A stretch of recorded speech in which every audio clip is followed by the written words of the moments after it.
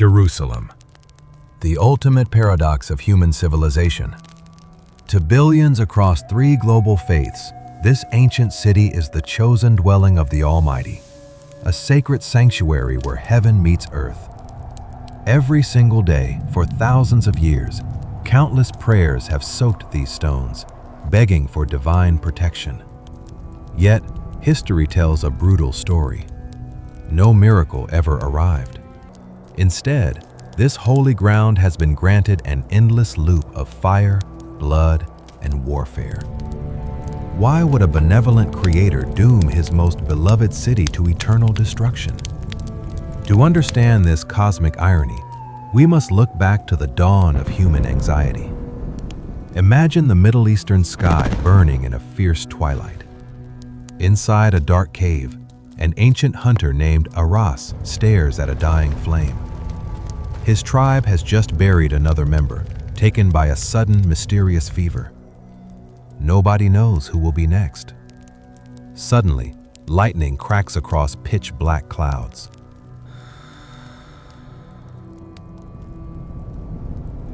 But a strange thought sparks. Why am I still alive? Why does the lightning never strike this cave? To Aras, an invisible force is protecting him. He calls it the Almighty. In that exact moment of fear, religion was born. If man could please this unseen entity, he could survive. Fast forward to 3,000 years ago on the Judean plateau. Jerusalem is now bustling under the iron rule of King David. The dusty, narrow streets of Jerusalem are suffocatingly crowded.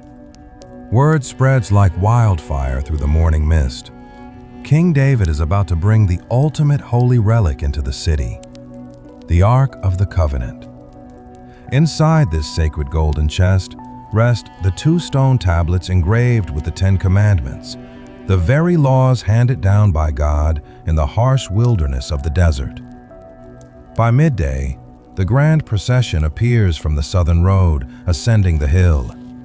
The crowd presses together, breathing in dust, desperate to catch a single glimpse of the divine artifact. Levi priests lead the way in pure white linen robes, blowing ram's horns and striking stringed instruments that echo against the stone walls. Behind them, powerful young men carry the golden ark, balanced carefully on long poles slipped through heavy gold rings. Under the blazing sun, the gold laminations of the ark gleam with an almost blinding intensity. But what completely shocks the onlookers is the king himself. David, stripping away his royal robes of majesty, dances wildly and unashamedly before the ark.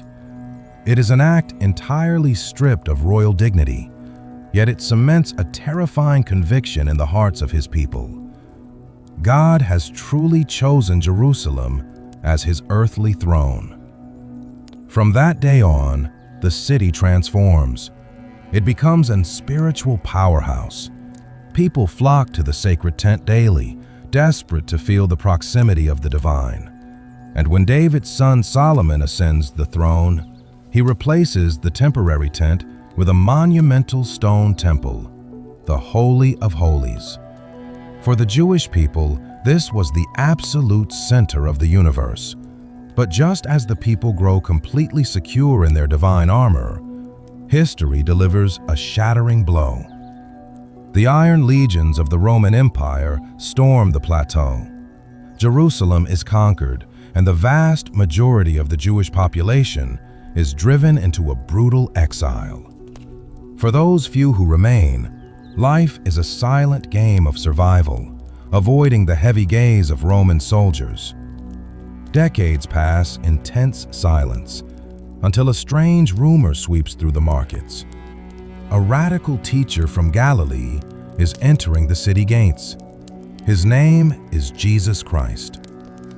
Curious crowds pour into the streets to witness this mysterious figure. He wears nothing but a faded, dust-covered tunic and worn leather sandals. His thick beard is unkempt, giving him the appearance of a severe ascetic. But it is his eyes that freeze the crowd. deep, sorrowful, yet shining with a calm, piercing clarity that seems to look directly into the human soul. Jesus declares that the kingdom of God is at hand, promising that the poor and the weak will be protected, commanding mankind to show unconditional mercy. For days he preaches in the temple courtyards, drawing massive ecstatic crowds.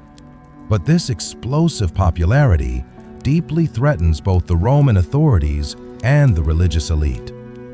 Within a week, the charismatic teacher vanishes from the temples, only to reappear stripped, bleeding, and nailed to a wooden cross on the hill of Golgotha. The horrific sight strikes terror into the heart of Jerusalem. It seemed to be the ultimate defeat. The crucifixion was meant to silence the movement, but weeks later, a breathless whisper echoes through the alleyways. Jesus Christ is alive. He has conquered death. The rumor spreads like a contagion. The tight-knit group of his closest disciples gather publicly, proclaiming to anyone who would listen that their leader has resurrected. To the cynical, it was an impossibility. To the desperate masses, it was the ultimate miracle. They convert by the thousands, forming the very first bedrock of the Christian church. Soon, the name of Jesus completely eclipses the ancient memories of King David and the lost Ark. This rapid shift infuriates the traditional Jewish population who still cling to their ancestral laws. Religious friction turns into physical altercations. Yet, despite their internal theological hatred, both factions share a common, burning enemy: the Roman occupiers. Driven by an apocalyptic zeal, Jewish rebel groups launch a coordinated, suicidal assault on the Roman garrison. Caught completely off guard, the imperial soldiers retreat into their stone fortresses. Believing that the hand of God is directly guiding their blades, the rebels fight with fanatical fury. Against all odds, Jerusalem is liberated. The Roman eagle is dragged through the dirt. Religious rituals are fiercely restored, and control of the Temple Mount returns to Jewish hands. During the Feast of Pentecost, the city chokes with pilgrims from all across the Mediterranean. Christian converts mix with Orthodox Jews, trying to convince the masses that Jesus was indeed the long-awaited Messiah. The theological tension breaks. Riotous violence explodes inside the holy walls. Swords clash, stones fly, and the screams of panicked pilgrims fill the air. But the internal civil war is abruptly cut short by a terrifying sound from outside the walls. The Roman Empire has returned. Legions under General Titus surround the city, erecting massive catapults. The defensive walls of Jerusalem groan under a relentless, catastrophic bombardment. The northern wall shatters, and Roman soldiers pour into the narrow streets like a flood of iron. Panicked citizens flee toward the temple, believing the Almighty would never allow his holy sanctuary to be defiled. They pray with white knuckles. But no divine intervention comes. Instead, a thick, suffocating smell of burning wood and melting gold rolls over the courts. The Romans set the temple ablaze. Gilded ceilings collapse into raging infernos, trapping thousands inside. By dawn, the grandest spiritual monument of antiquity is reduced to a blackened, smoking pile of rubble.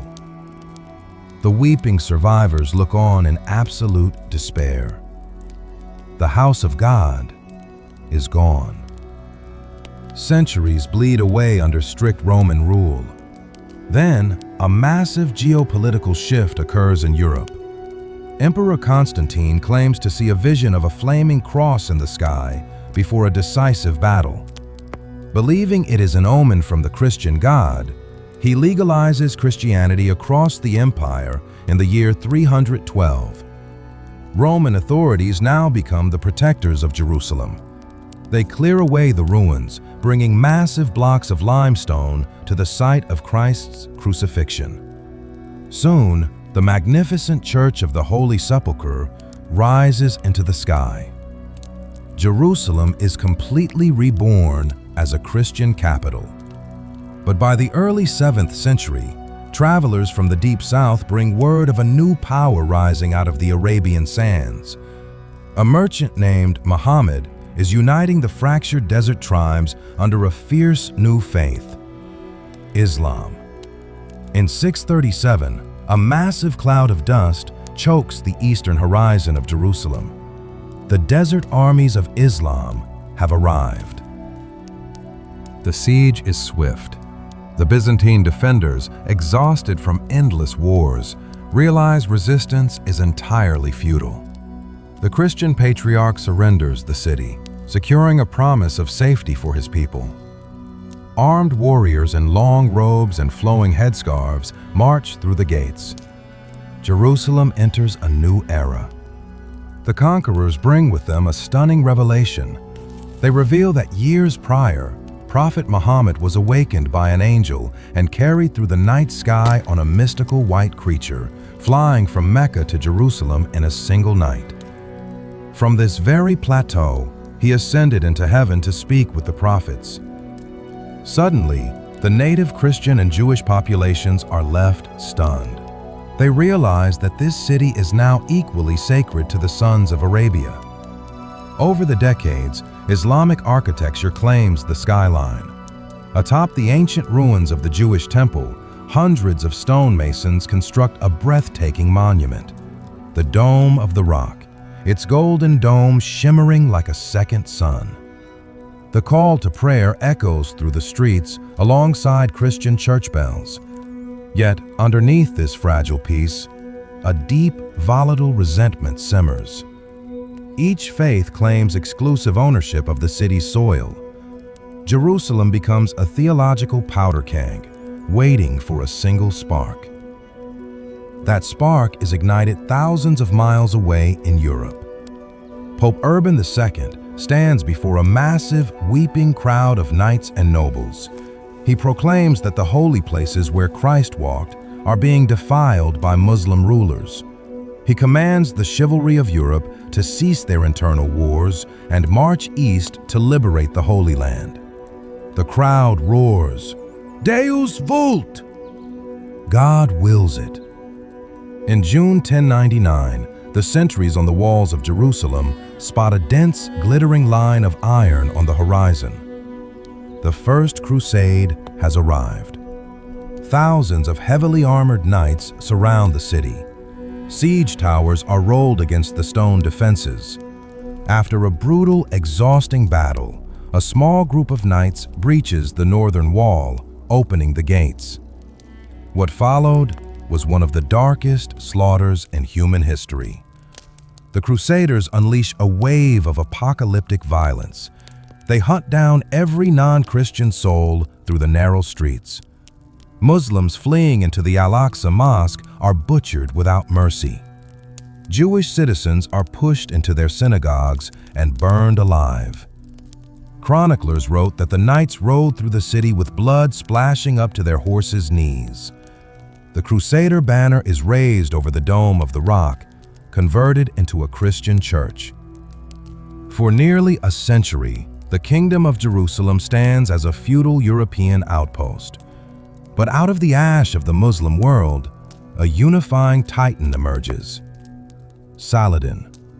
Having forged a powerful empire across Egypt and Syria, he sets his sights entirely on the Holy City. In 1187, a bleeding, broken Crusader knight collapses at the gates of Jerusalem, begging the citizens to flee. Saladin has obliterated the Christian army at the Battle of Hattin. Within days, Saladin's siege engines shatter the walls. But instead of repeating the horrific slaughter of 1099, Saladin offers terms of merciful surrender, allowing citizens to buy their freedom. The crescent moon rises once more over the Dome of the Rock.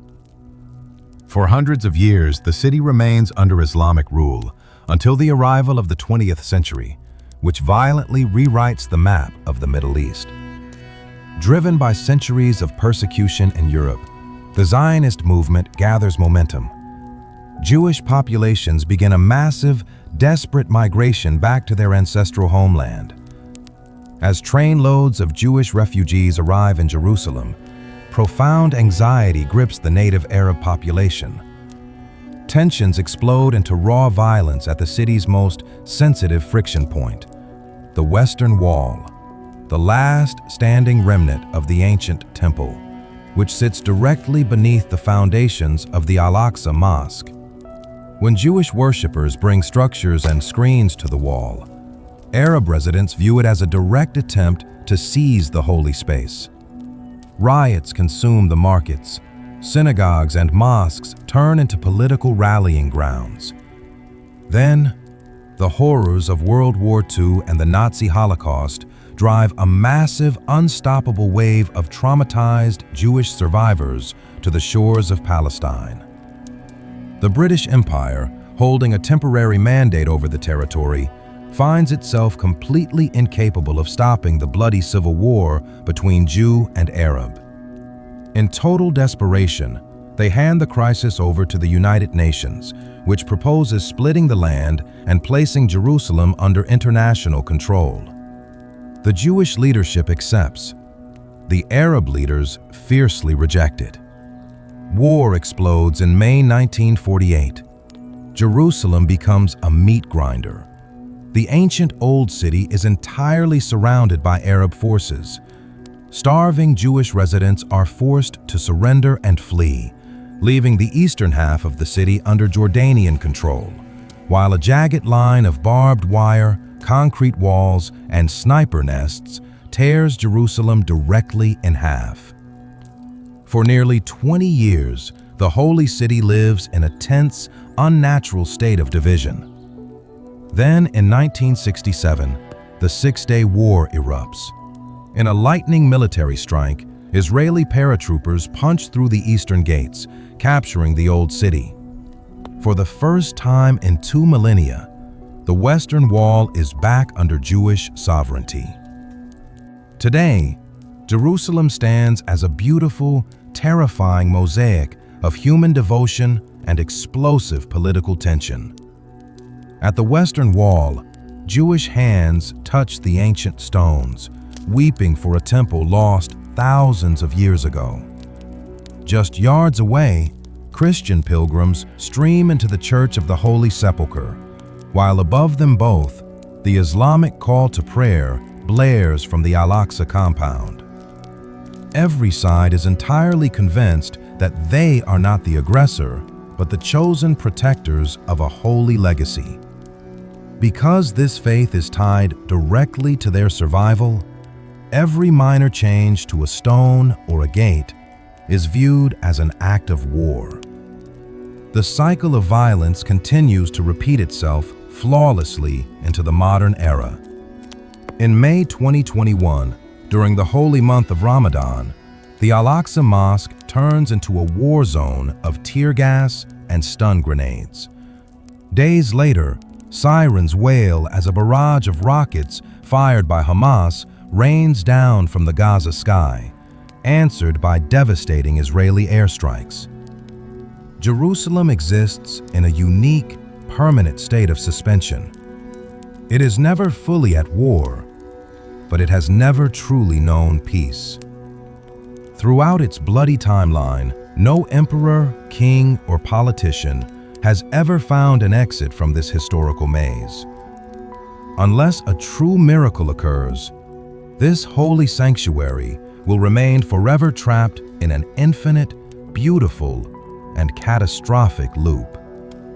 The faithful will continue to pray for peace inside their temples, while outside, they stand perfectly ready to die for the dust beneath their feet.